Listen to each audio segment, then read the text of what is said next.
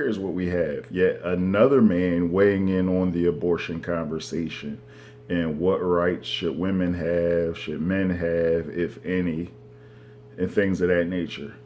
So, first of all, when we discuss the abortion conversation, you either have one or two options. Either you're pro life or you're pro choice.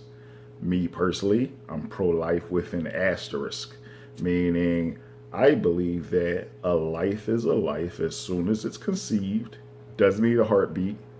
If it's a blood clot, there's a life about to be growing inside you or growing inside you. That's an argument. Second argument is at what point? Is it the first trimester? Is it the second or the third trimester? At what point do you personally consider a life a life? When there's a physical heart beating, before that, or even after that?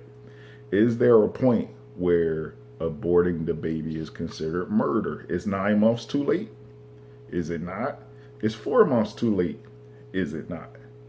Then there's the question of whether or not the guy has any say at all. A chick slipped up, got pregnant. Does the guy have any say on whether or not we should have this baby?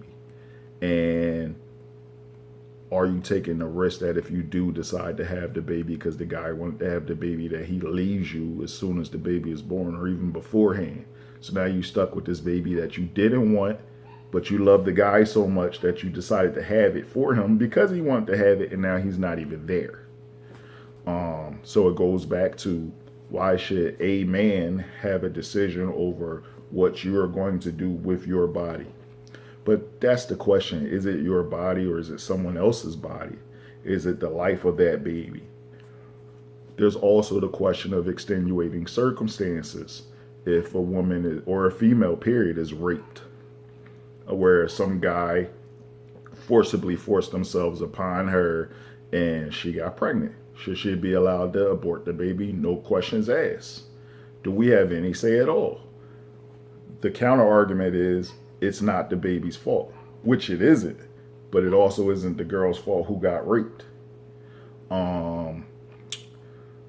That's an interesting question. Other extenuating circumstances, incest, being molested or raped, also by family members, whether or not the child has a defect, the child has no limbs, or in advance the child is going to have cerebral palsy, or the mother is a drug addict and we know that the baby is going to be a crack baby. Should the woman be allowed to abort that baby? I think the larger questions are, what do you consider a life personally? Based on what the Bible says, based on what science says, based on what we know to be true, what medicine says. Do you consider the actual living being inside a woman, the moment of conception, or when the heart is physically beating, or prior to that, or after that? At what point? I had one of my boys say that the point where a baby can survive outside of the womb on its own, be able to breathe on its own, and eat on its own, should be the cutoff. Other people may or may not think differently. I think differently. I think that a life is inside of a woman the second it's conceived, period.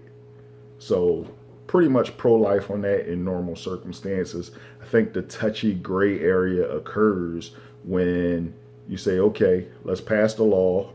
Let's all kind of agree to what a life is and add the extenuating circumstances. And then how far can we actually take the extenuating circumstances? For example, we say, all right, females are allowed to have abortions if they get raped. Now, every girl can say that they got raped. She slipped up, with Joe Blow that she really doesn't like, and she's like, oh, I got raped. That can happen. It's a lot of different arguments.